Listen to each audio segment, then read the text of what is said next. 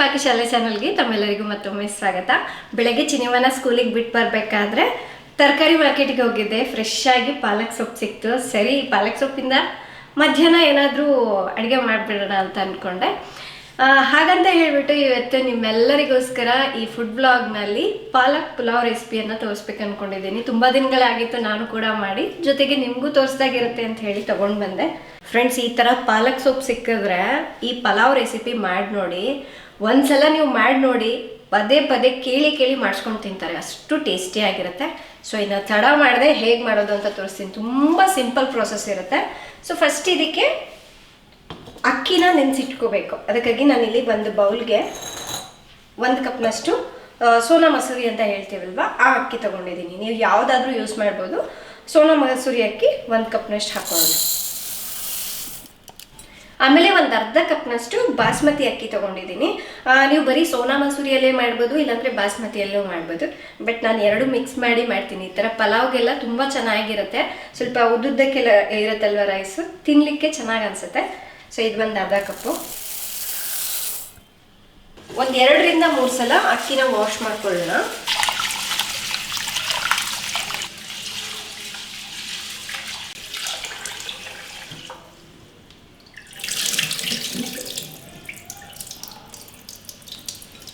ನೀರನ್ನ ಹಾಕಿಬಿಟ್ಟು ಒಂದು 20 ನಿಮಿಷ ಅಕ್ಕಿನ ನೆನೆಲಿಕ್ಕೆ ಬಿಡಬೇಕು.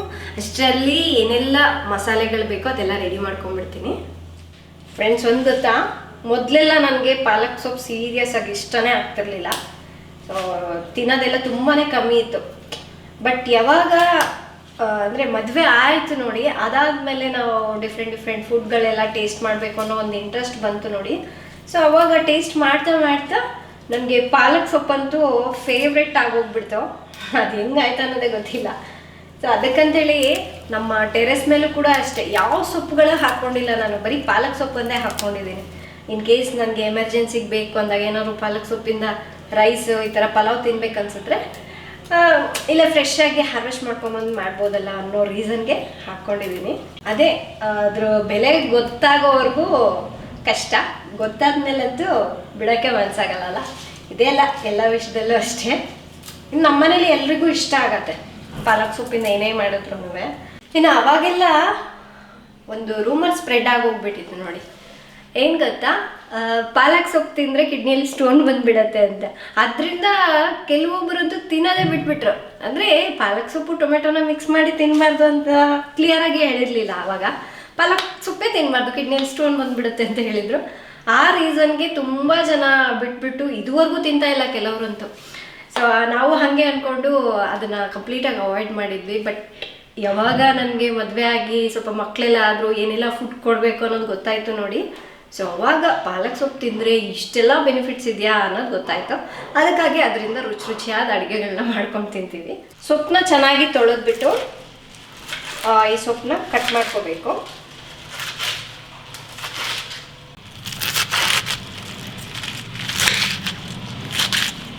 ಇದು ಸುಮಾರಾಗಿ 1 ಕಪ್ನಷ್ಟಿದೆ.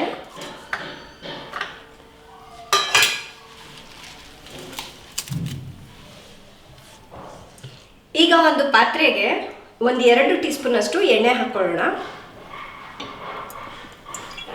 ಎಣ್ಣೆ ಕಾದ್ಮೇಲೆ ಒಂದು ಅರ್ಧ ಈರುಳ್ಳಿನ ಹಾಕ್ಕೊಳ್ತಾ ಇದ್ದೀನಿ. ಆಮೇಲೆ ಒಂದು 3 ಹಸಿಮೆಣಸಿನ್ಕಾಯಿ ಹಾಕ್ತಾ ಇದ್ದೀನಿ. ಇದು ಸ್ವಲ್ಪ ಖಾರ ಜಾಸ್ತಿ ಇದೆ, ಒಂದು 3 ಹಾಕ್ತಾ ಇದ್ದೀನಿ. ನೀವು ನೋಡ್ಬಿಟ್ಟು ಹಾಕ್ಕೊಳ್ಳಿ. ಈ ಥರ ಮುರಿದ್ಬಿಟ್ಟು ಹಾಕೊಳ್ಳೋಣ.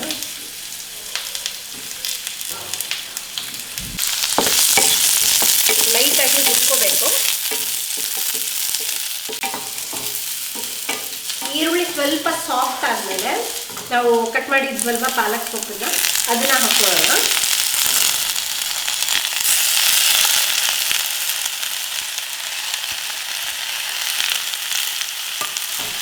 ಪಾಲಕ್ ಸೊಪ್ಪು ಹಸಿ ವಾಸನೆ ಹೋಗೋವರೆಗೂ ಹುರಿದ್ಬಿಟ್ಟೆ ಹಾಕಬೇಕು, ಇಲ್ಲಾಂದರೆ ಅದು ಒಂಥರ ಹಸಿ ಸ್ಮೆಲ್ ಬಂದುಬಿಡುತ್ತೆ. ಈ ಥರ ಒಂದು 2 ರಿಂದ 3 ನಿಮಿಷ ಹುರ್ಕೊಂಡ್ರೆ ಟೇಸ್ಟು ಚೆನ್ನಾಗಾಗತ್ತೆ.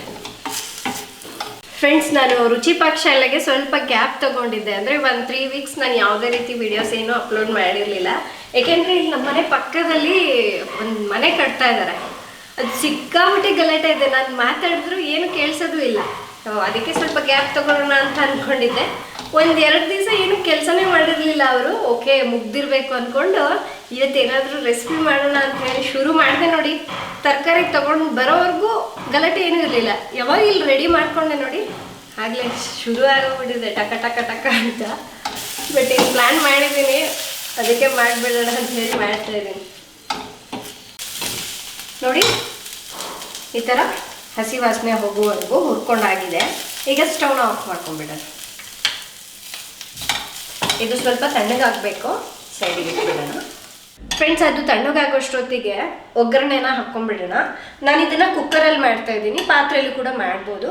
ಕುಕ್ಕರ್ಗೆ 1-2 ಟೇಬಲ್ ಸ್ಪೂನಷ್ಟು ಎಣ್ಣೆ ಹಾಕೋಬೇಕು.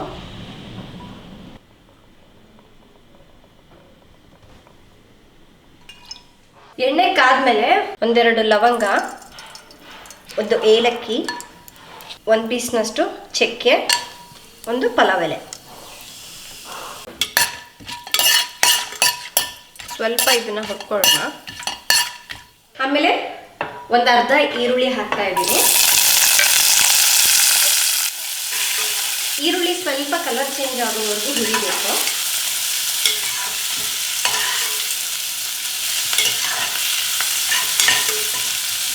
ಫ್ರೆಂಡ್ಸ್, ನಾನು ಇದಕ್ಕೆ ಸ್ವಲ್ಪ ತರಕಾರಿನ ಕೂಡ ಹಾಕ್ತಾ ಇದ್ದೀನಿ. ಇದೇ ಅಲ್ಲ, ನಮ್ಮ ಮನೇಲಿ ಯಾವುದೇ ಈ ಥರ ಪಲಾವ್ಗಳನ್ನ ಮಾಡಿದ್ರು ಸ್ವಲ್ಪ ತರಕಾರಿ ಎಲ್ಲ ಜಾಸ್ತಿ ಹಾಕ್ತೀನಿ, ಚೆನ್ನಾಗಿರುತ್ತೆ ತಿನ್ನಲಿಕ್ಕೂ. ಅದಕ್ಕಾಗಿ 1 ಕ್ಯಾರೆಟು ಮತ್ತು ಸ್ವಲ್ಪ ಬೀನ್ಸ್ ಇವೆರಡೂ ಸೇರಿ 1 ಕಪ್ನಷ್ಟು ತೊಗೊಂಡಿದ್ದೀನಿ. ಹಾಗೆ 1 ಅರ್ಧ ಕಪ್ನಷ್ಟು ಹಸಿ ಬಟಾಣಿ. ಈ ಥರ ಹಸಿ ಸಿಗಲಿಲ್ಲ ಅಂದರೆ ನೀವು ಫ್ರೋಝನ್ ಕೂಡ ಯೂಸ್ ಮಾಡ್ಬೋದು. ಈರುಳ್ಳಿ ಕೆಂಪಗಾಗಿದೆ, ಈಗ ತರಕಾರಿ ಹಾಕೊಂಡ್ಬಿಡೋಣ. ಕಟ್ ಮಾಡಿರೋ ಕ್ಯಾರೆಟು ಬೀನ್ಸ್ ಹಾಕೊಳ್ಳೋಣ, ಜೊತೆಗೆ ಹಸಿ ಬಟಾಣಿ.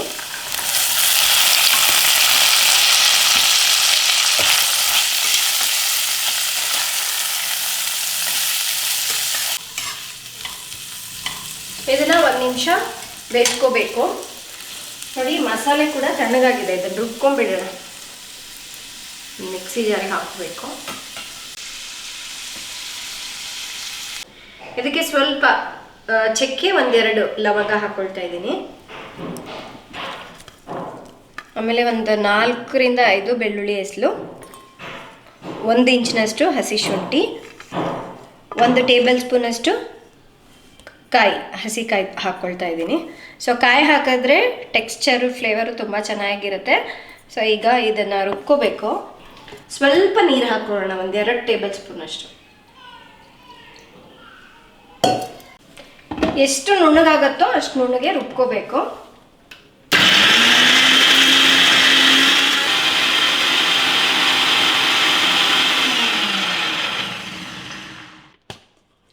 ನೋಡಿ, ನುಣ್ಣಗಾಗಿದೆ. ನೀವು ಇದಕ್ಕೆ ಬೇಕು ಅಂದರೆ ಪನ್ನೀರ್ ಹಾಕೋಬೋದು, ನವಿಲುಕೋಸು ಹಾಕೋಬೋದು. ನಿಮ್ಗೆ ಏನು ತರಕಾರಿ ಇಷ್ಟ ಆಗತ್ತೆ ನೋಡಿ ಅದನ್ನು ಆ್ಯಡ್ ಮಾಡ್ಕೋಬೋದು.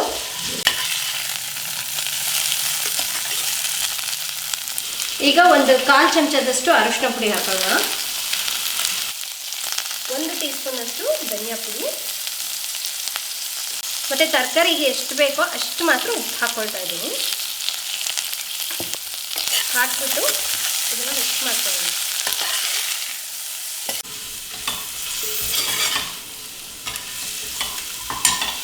ಇವಾಗ ನಾವು ರುಬ್ಬಿ ಇರುವಂತಹ ಮಸಾಲೆನ ಹಾಕೊಳ್ಳೋಣ.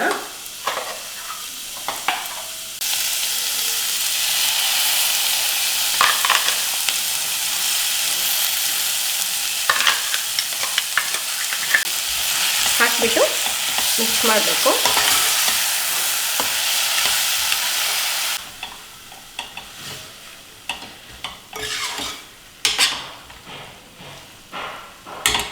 ಫ್ರೆಂಡ್ಸ್, ನಾವು ಈ ಕಪ್ನಿಂದ 1.5 ಕಪ್ನಷ್ಟು ಅಕ್ಕಿ ಹಾಕ್ಕೊಂಡಿದ್ವಲ್ವ, ಈ ಕಪ್ನಿಂದ ನೀರನ್ನ ಅಳತೆ ಮಾಡಿ ಹಾಕೊಳ್ಳೋಣ. ಸೊ ನಾನಿಲ್ಲಿ 1:2 ರೇಷಿಯೋದಲ್ಲಿ ನೀರನ್ನ ಹಾಕ್ತಾ ಇದ್ದೀನಿ. ಅಂದರೆ ಈಗ 3 ಕಪ್ನಷ್ಟು ನೀರನ್ನ ಹಾಕ್ಕೋಬೇಕು.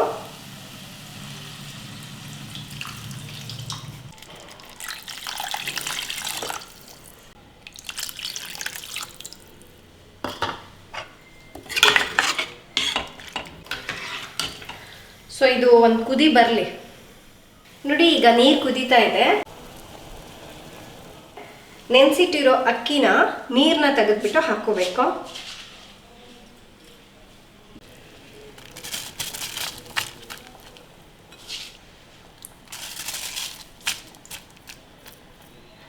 ಅಕ್ಕಿ ಹಾಕಿದ್ಮೇಲೆ ನಿಧಾನಕ್ಕೆ ಒಂದ್ಸಲ ಮಿಕ್ಸ್ ಮಾಡಬೇಕು. ಕಲರ್ ನೋಡಿ ಹೆಂಗಿದೆ ಅಂತ. ಕಲರ್ಗೆ ನನಗೆ ತುಂಬ ಇಷ್ಟ ಆಗಿಬಿಡುತ್ತೆ ತಿನ್ನಬೇಕು ಅಂತ. ಸೊ ನಾನು ಇದಕ್ಕೆ ಟೊಮೆಟೊ ಯೂಸ್ ಮಾಡಿಲ್ಲ.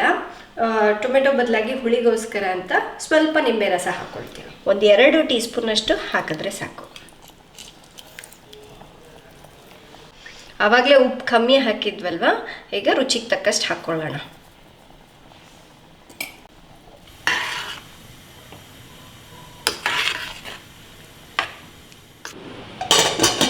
ಈಗ ಕುಕ್ಕರ್ ಲಿಡ್ನ ಕ್ಲೋಸ್ ಮಾಡಿಬಿಟ್ಟು 2 ವಿಷಲ್ ಕೂಗಿಸ್ಕೋಬೇಕು.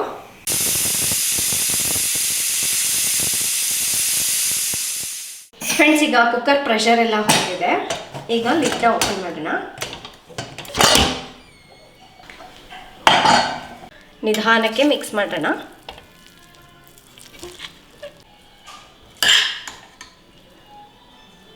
ನೋಡಿ ಎಷ್ಟು ಉದ್ರುದ್ರಾಗಿ ಚೆನ್ನಾಗಾಗಿದೆ ಅಂತ. ನೀರಿನ ಅಳತೆ ಕರೆಕ್ಟಾಗಿ ಹಾಕ್ಕೊಂಡ್ರೆ ಈ ಥರ ಚೆನ್ನಾಗಿ ಬರುತ್ತೆ. ಸೊ ಈಗ ಸರ್ವ್ ಮಾಡ್ಕೊಳ್ಳೋಣ.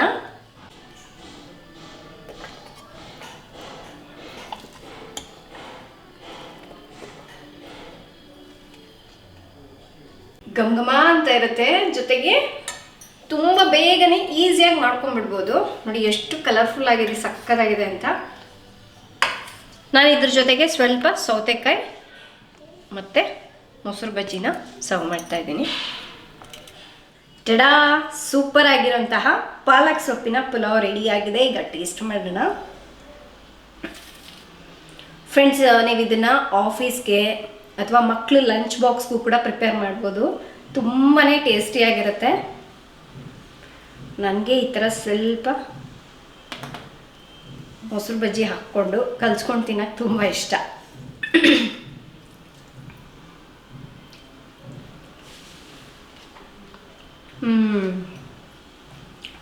ಸಖತ್ತಾಗಿರುತ್ತೆ ಟೇಸ್ಟ್ ಮಾತ್ರ.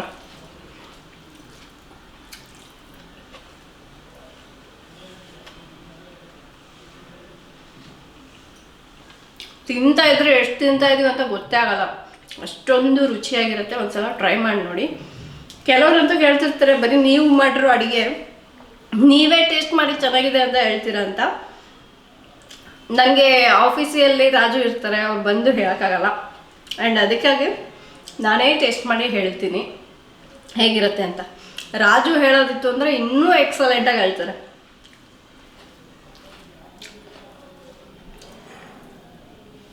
ಇನ್ನೊಂದೇನು ಗೊತ್ತಾ, ಕಾಯಿ ಚಟ್ನಿ ಜೊತೆನೂ ಕೂಡ ಸೂಪರ್ ಆಗಿರುತ್ತೆ. ಬಟ್ ನಾನು ಮಧ್ಯಾಹ್ನಕ್ಕೆ ಅಂತ ಹೇಳ್ಬಿಟ್ಟು ಮೊಸರು ಬಜ್ಜಿ ಜೊತೆ ಮಾಡಿದ್ದೀನಿ. ಸೊ ನೋಡಿದ್ರಲ್ವಾ, ಇವತ್ತಿನ ಫುಡ್ ಬ್ಲಾಗ್ ಇದಾಗಿತ್ತು. ತಮ್ಮೆಲ್ಲರಿಗೂ ಈ ಪಾಲಕ್ ಪುಲಾವ್ ಇಷ್ಟ ಆಗಿದೆ ಅಂದ್ಕೊಳ್ತಾ ಇದ್ದೀನಿ.